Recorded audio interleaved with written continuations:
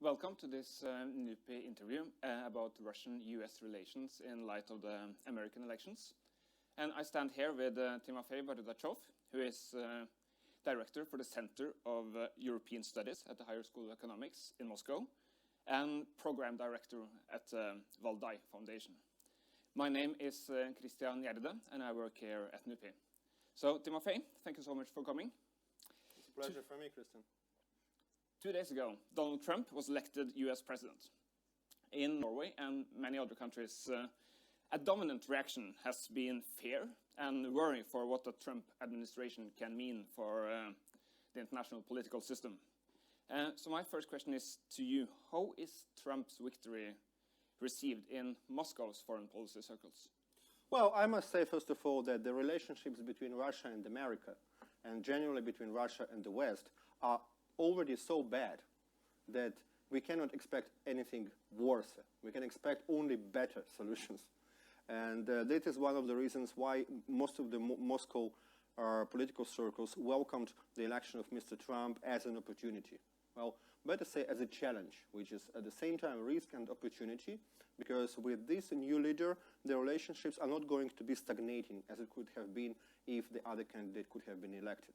So the relations might go for much better, but they can also go for much worse. Yeah, of course, what we have today is mostly uncertainty. We do not know what President Trump will be like.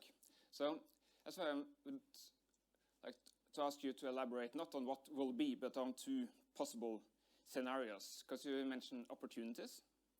So what opportunities does Moscow hope for? What is the best case scenario for Russian-US relations in your point of view? And on the contrary, when it comes to risks, what are the risks with President Trump? So what is the, not necessarily worse, but what is a more negative scenario for the relations between the two countries?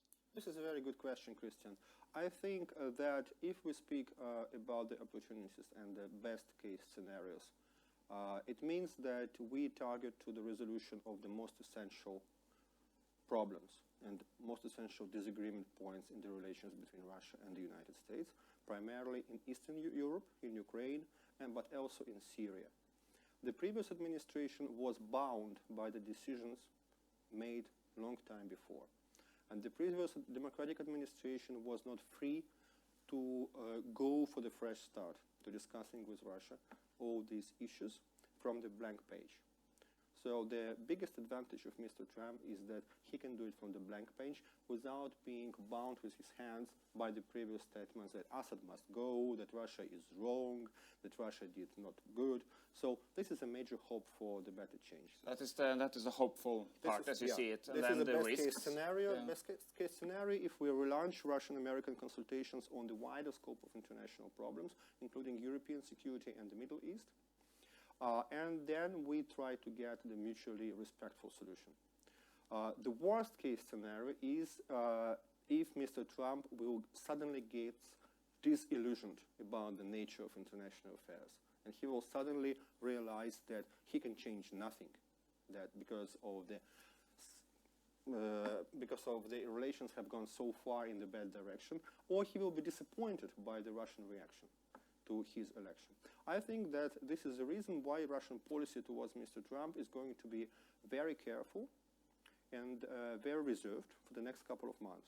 So we need to give this gentleman time to consolidate the nation, to put himself in a comfortable position in the American political establishment, and then we can believe for the new start of the relations between us. So my final question is, well, we have talked about Trump's possible impact on the relations between Russia and the US. So if to look at it from a different angle, in your view, what can Russia do to improve relations with the US, if not to wait for changes on the American side? We must be very reserved in our action. We should not try to take advantage of the United States at this particular moment of the serious change in American politics. We should not go forward too much with pushing our interest.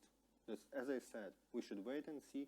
we should give Mr. Trump time to feel himself comfortable as a responsible negotiator with Russia. So we should not put him in the corner from the very beginning.